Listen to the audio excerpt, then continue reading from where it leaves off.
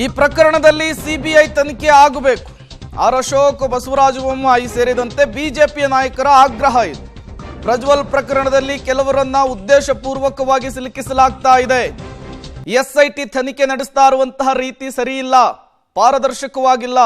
ಹಾಗಾಗಿ ಸಿಬಿಐ ತನಿಖೆಗೆ ಕೊಡಬೇಕು ಅಂತ ಹೇಳಿ ಬಿಜೆಪಿಯ ನಾಯಕರುಗಳು ಆಗ್ರಹಿಸ್ತಾ ಇದ್ದಾರೆ. ಮಾಡೋ ಪ್ರಶ್ನೆನೇ ಇಲ್ಲ.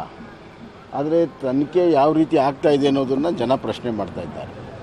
ನ್ಯಾಷನಲ್ ಕಮಿಷನ್ ಆಫ್ ವುಮನ್ಗೆ ಕಂಪ್ಲೇಂಟ್ ಹೋಗಿದೆ, ಒತ್ತಾಯಪೂರ್ವಕ ಕಂಪ್ಲೇಂಟ್ಗಳು ಬರ್ತಾ ಇದೆ. ಇನ್ನು ಯಾರು ಅದರ ಬಗ್ಗೆ ಮಾಹಿತಿಯನ್ನು ಕೊಟ್ಟಿದ್ದಾರೆ ಅವ್ರ ಮೇಲೆ ಕಂಪ್ಲೇಂಟ್ ಮಾಡಿರುವಂಥದ್ದು.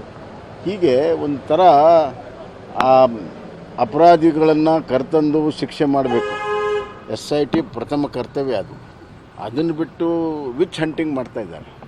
ಈ ವಿಚ್ ಹಂಟಿಂಗ್ ಮಾಡುವಂಥದ್ದು ತನಿಖೆ ಸಂಪೂರ್ಣವಾಗಿ ದಾರಿ ತಪ್ತದೆ. ಅದಕ್ಕಾಗಿ SIT ತನ್ನ ಪ್ರಾಥಮಿಕ ಮೂಲ ಕರ್ತವ್ಯ ಏನಿದೆ, ಅಪರಾಧಿಗಳನ್ನು ತಂದು ವಿಚಾರಣೆ ಒಳಪಟ್ಟು ಶಿಕ್ಷೆ ಮಾಡುವಂಥದ್ದು, ಅದಕ್ಕೆ ಗಮನ ಕೊಡುವುದು ಸೂಕ್ತ.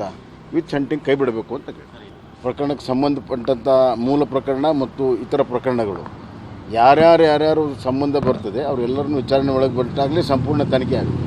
ಅದಕ್ಕಾಗಿ ನಾವು ಹೇಳ್ತಾ ಇರೋದು CBI ಕೊಟ್ಟುಬಿಟ್ರೆ ನಿಷ್ಪಕ್ಷಪಾತ ತನಿಖೆ ಆಗುತ್ತೆ.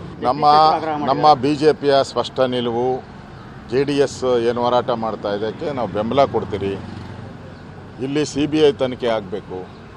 CBI ತನಿಖೆ, ಯಾಕಂದರೆ ಯಾರ್ಯಾರು ಇದಕ್ಕೆ ಕಂಪ್ಲೇಂಟ್ದಾರರು ಇದ್ದಾರೋ ಅವ್ರ ಮೇಲೇ ಕೇಸ್ ಹಾಕುವಂಥದ್ದು ಆಗ್ತಾಯಿದೆ.